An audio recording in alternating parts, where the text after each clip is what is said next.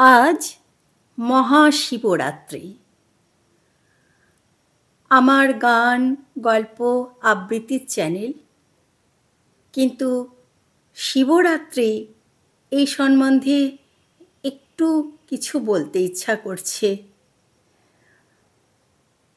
তো ঈশ্বর কথা তো সবসময়তেই বলা যায়, সেটা গানে গানেও বলা যায়, কবিতাতেও বলা যায়, গল্প করেও বলা যায়। তেমনই একটি উপস্থাপনা আমি আজকে রাখছি।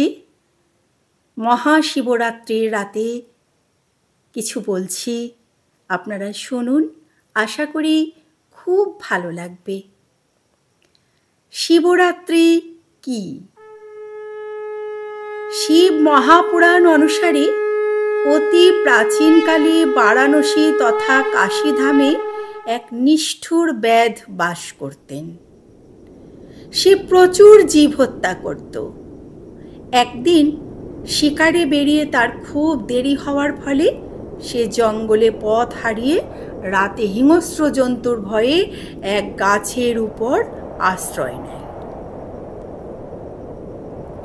কোনো শিকার না পেয়ে সে হতাশ হয়ে গাছ থেকে একটা করে পাতা ছিঁড়ে ফেলতে থাকে।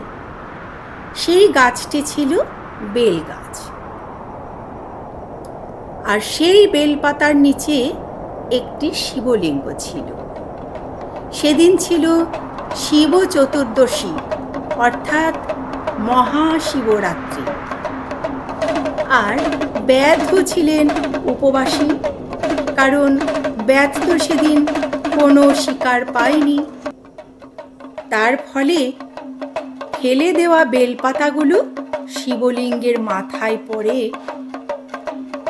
এর ফলে হয় শিব চতুর্দশী ব্রতের ফল। শিব চতুর্দশীর তিথিতে যেহেতু ব্যাধ না বুঝেই বেলপাতা ছিঁড়ছে আর ফেলে দিচ্ছে, সেইটি পড়ছে শিবলিঙ্গের মাথায়। তো ব্রতের ফল পায় তার অজান্তেই। ব্যাধ বুঝতেও পারে না সে কি করছে, কি ফল লাভ হচ্ছে তার। পরদিন ব্যাধ বাড়ি ফিরে এলে তার খাবার সে এক অতিথিকে দিয়ে দেয়। এতে তার ব্রতের পারণ ফল লাভ হয়। অর্থাৎ আমরা শিবরাত্রি উপবাস করি, পরের দিন আমরা ব্রাহ্মণ ভোজন করাই, যার যতটুকু সামর্থ্য। ব্যাধ কিন্তু এটাও না জেনেই সে করল, অথচ ফলটা সে লাভ করল। ওই যে এক একটা থাকে না, মাহেন্দ্রক্ষণ বলে, সেই রকম একটা ক্ষণকাল সেই সময় উপস্থিত ছিল। এর কিছুদিন পরে সেই ব্যাধ মারা গেলে যমদূতরা তাকে নিতে আসে, কিন্তু শিব চতুর্দশী ব্রতের ফল লাভ হেতু শিবদূতরা এসে যুদ্ধ করে যমদূতদের হারিয়ে ব্যাধকে নিয়ে যায়। যমরাজ তখন স্বীকার করেন যে শিব চতুর্দশী ব্রত পালন করে এবং শিব বা বিষ্ণুর ভক্ত যেই জন, তার উপর যমের কোনো অধিকার থাকে না, সে মুক্তি লাভ করে। এইভাবে মর্তলোকে শিব চতুর্দশী ব্রতের প্রচার ঘটে। আবারও আরেকটি মত আছে যে ব্যাধ শিকার করেছিল একটি হরিণ শাবককে। তখন প্রচণ্ড ঝড় বৃষ্টি হচ্ছিল। তখন সে অন্ধকার হওয়াতে গাছের উপর সেই তার শিকার করা হরিণটিকে ঝুলিয়ে রেখে বেলগাছের উপর বসেছিল। আর ওই শিকার করা হরিণের গায়ে বৃষ্টির জল পড়ে রক্ত পড়ছিল শিবের মাথাতে, আর ব্যাধ একটা একটা করে পাতা ছিঁড়ে তার অজান্তেই ফেলছিল। আর শীতে এসে বোম বোম বোম এরকম আওয়াজ করছিল, ফলে তার শিব চতুর্দশী পালন করা হয়ে গেছিল ব্যাধের অজান্তেই। এটা হলো আরেকটি মত। এবার হচ্ছে মহাদেবের 7টি রহস্য। সেটি কি কি?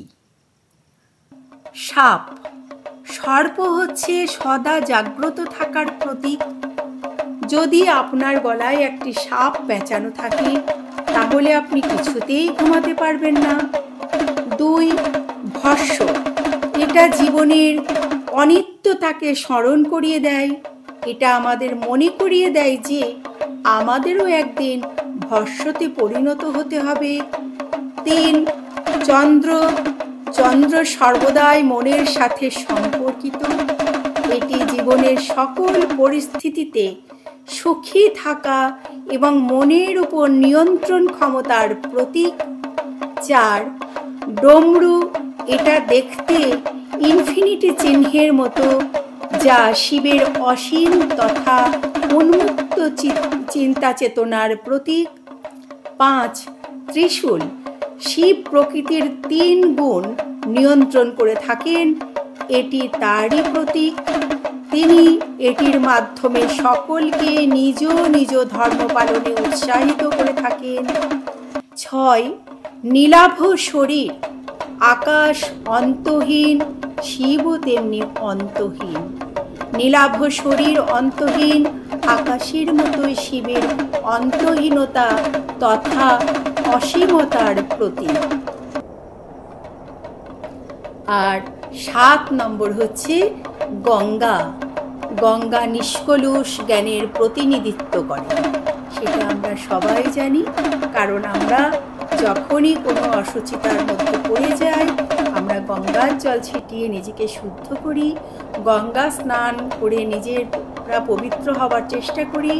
সমস্ত রকমের পূজা পাঠে গঙ্গার জল তো প্রয়োজন অবশ্যই, সেটা আমরা সকলেই জানি। যখন শিবের মতোই আমাদের হৃদয় স্থির হয় তখনই তাতে নিষ্কলুষ জ্ঞান প্রবাহিত হয়। কেহ ধার্মিক কি অধার্মিক পরীক্ষা করিতে হইলে দেখিতে হইবে যে যে ব্যক্তি কত দূর নিঃস্বার্থ। কোন ব্যক্তি কত দূর নিঃস্বার্থ সেটা আগে দেখতে হবে।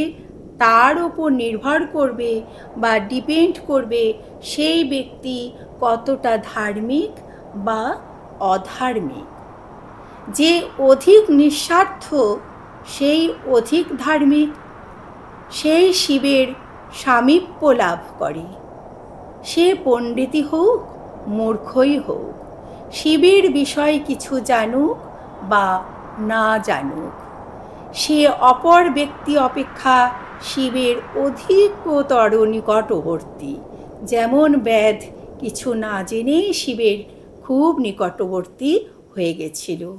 আর যদি কেহ স্বার্থপর হয়, সে যদি পৃথিবীতে যত দেব মন্দির আছে সব দেখিয়া থাকে, সব তীর্থ দর্শন করিয়া থাকে, সে যদি চিতাবাঘের মতো সাজিয়া বসিয়া থাকে, তাহা হইলেও সে শিব হইতে অনেক অবস্থিত, শিবের কাছ থেকে অনেক দূরে সে।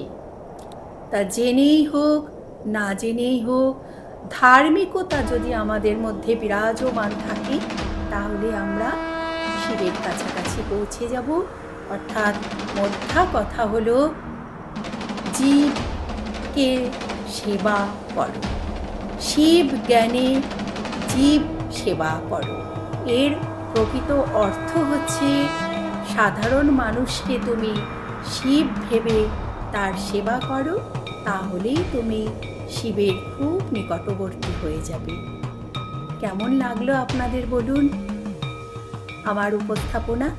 আশা করি আপনাদের ভালো লাগবে, কারণ অনেক অজানাকে জানতে আমাদের ভালো লাগে। আমরা পুরাণ কথা সবাই জানি, কিন্তু কখনো স্মৃতি থেকে একটু দূরে চলে যায় সেগুলো। তাই আবার মনে করিয়ে দেওয়ার জন্য আমি এটি তুলে ধরলাম। আসি, ভালো থাকবেন, সুস্থ থাকবেন।